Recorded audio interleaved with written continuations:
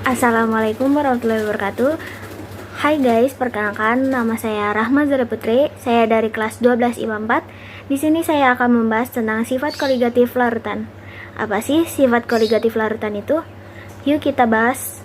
Sifat koligatif larutan merupakan sifat larutan yang dipengaruhi oleh jumlah zat terlarut dan tidak ditentukan oleh jenis atau macam zat terlarut. Konsentrasi larutan. Di dalam penentuan harga sifat koligatif larutan, konsentrasi larutan perlu dinyatakan dalam satuan tertentu. Konsentrasi larutan merupakan ukuran kuantitas zat terlarut dalam sejumlah larut. Satuan yang digunakan dalam penentuan harga sifat koligatif larutan antara lain: yang pertama, molalitas atau M. Molalitas merupakan satuan konsentrasi yang didasarkan pada volume larutan. Molalitas juga didefinisikan sebagai jumlah mol atau N zat terlarut yang dilarutkan dalam 1 kg atau 1000 gram pelarut. Rumusnya ada M sama dengan N dikali 1000 per P atau M sama dengan massa per mR dikali 1000 per P. M merupakan molalitas larutan, massa merupakan massa zat terlarut, N merupakan jumlah mol zat terlarut, P merupakan massa pelarut. Molaritas adalah jumlah mol zat yang terlarut dalam 1 liter atau 1000 ml larutan.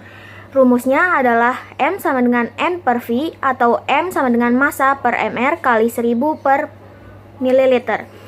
M merupakan molalitas larutan, massa merupakan massa zat terlarut, M merupakan jumlah mol zat terlarut, V merupakan volume larutan. Yang ketiga, ada fraksi mol atau X. Fraksi mol ini menyatakan perbandingan jumlah mol zat terlarut atau pelarut terhadap jumlah mol larutan atau mol total.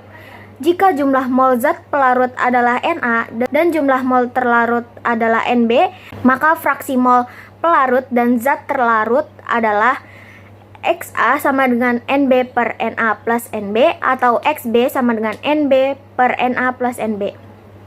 Xa merupakan fraksi mol zat A, Na merupakan mol dari zat A, Xb merupakan fraksi mol dari zat B, dan Nb merupakan mol zat B.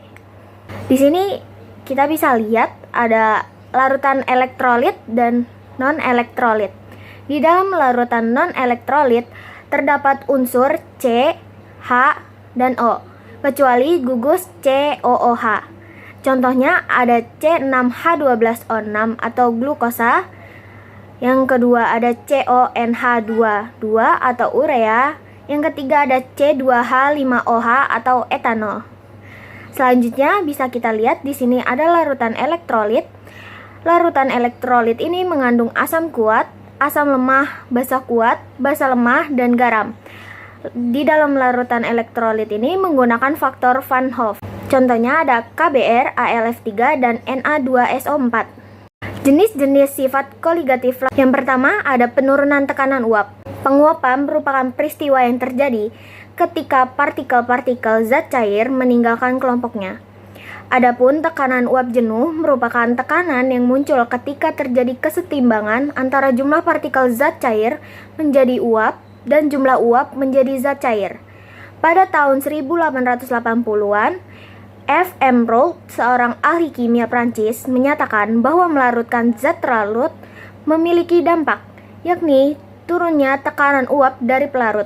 Hukum tersebut dapat dinyatakan dengan rumus berikut. P sama dengan XP dikali P0 atau delta P sama dengan XT dikali P0. Delta P sama dengan XT dikali P0. P merupakan tekanan uap jenuh, P0 merupakan tekanan uap jenuh pelarut murni, XP merupakan fraksi mol pelarut, XT merupakan fraksi mol zat terlarut, delta P merupakan penurunan tekanan uap. Kedua, ada kenaikan titik didih atau delta Tb. Titik didih zat cair merupakan suhu tetap ketika zat cair mendidih. Pada suhu itu, tekanan uap zat cair sama dengan tekanan udara di sekitarnya. Adapun kenaikan titik didih disebut perbedaan titik didih larutan dengan titik didih pelarut murni. Kenaikan titik didih dilambangkan dengan delta Tb. Berikut merupakan rumus kenaikan titik didih. Delta Tb sama dengan Tb larutan dikurang Tb pelarut atau delta Tb sama dengan Tb dikurang Tb 0. Secara umum, semakin banyak zat yang terlarut dalam larutan, maka kenaikan titik didih akan semakin besar. Sehingga persamaan untuk menentukan perubahan titik didih sebanding dengan hasil kali molalitas atau M dengan nilai Kb pelarut. Berikut rumusnya. Tb sama dengan M dikali Kb.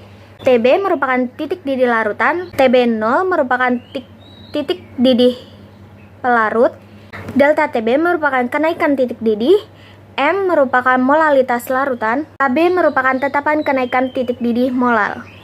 Yang ketiga, ada penurunan titik beku atau delta Tf. Beku larutan merupakan suhu ketika tekanan uap cairan sama dengan tekanan uap padatannya atau titik yang mana air mulai membeku. Penurunan titik beku atau delta Tf merupakan selisih titik beku pelarut TFO dengan titik beku larutan Tf. Berikut merupakan rumus delta Tf sama dengan Tf pelarut dikurang Tf larutan atau delta Tf sama dengan Tf0 dikurang Tf. Menurut hukum Beckmann dan Rold menyatakan bahwa penurunan titik beku dan kenaikan titik didih berbanding langsung dengan molalitas yang terlarut di dalamnya. Berikut merupakan rumusnya. Delta Tf sama dengan Kf dikali M.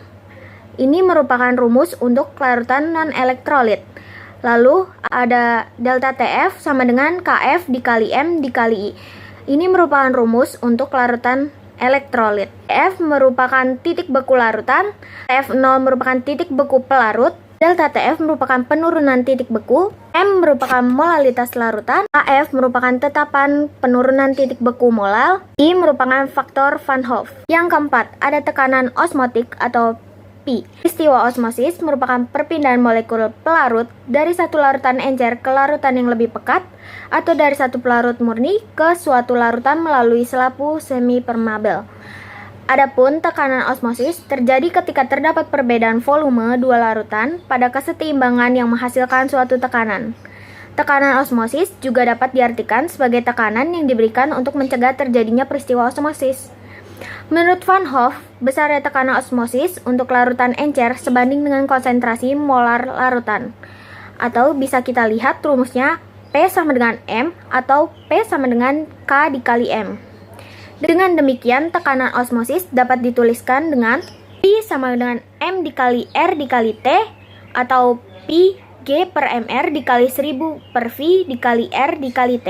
P merupakan tekanan osmosis, M merupakan konsentrasi molar, R merupakan tetapan gas, T merupakan suhu. Penerapan sifat koligatif dalam kehidupan sehari-hari. Yang pertama ada laut mati. Mati ini memiliki kadar garam yang sangat tinggi, yaitu 32%. Sementara kadar garam rata-rata air laut hanya 3%. Konsentrasi zat terlarut di dalamnya semakin tinggi hingga sulit menguap. Akibatnya terjadilah penurunan tekanan uap.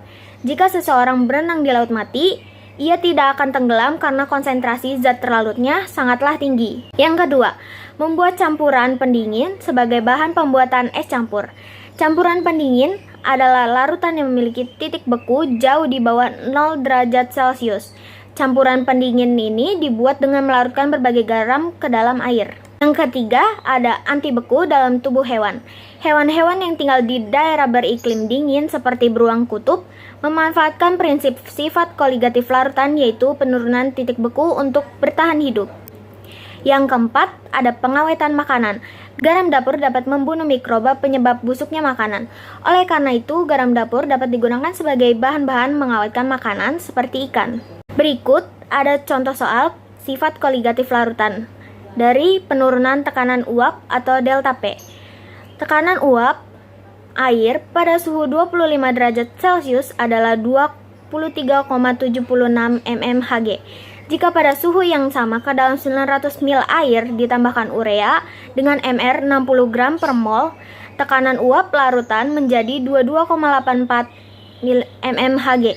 Hitunglah penurunan tekanan uap larutan tersebut. Diketahui suhu sama dengan 25 derajat, P0 sama dengan 23,76 mmHg, P sama dengan 22,84 mmHg. P ini sudah ditambah 900 ml air. Mr urea sama dengan 60 gram per mol. Ditanya delta P atau penurunan tekanan uap. Mari kita jawab dengan menggunakan rumus delta P sama dengan P0 dikurang P. Kita lihat di atas, P0 adalah 23,76 mmHg, P adalah 22,84 mmHg. Kita masukkan ke rumus, jadi 2,76 mmHg dikurang 22,84 mmHg. Hasilnya adalah 0,92 mmHg. Terima kasih sudah menonton video saya. Kurang lebihnya mohon maaf. Wassalamualaikum warahmatullahi wabarakatuh.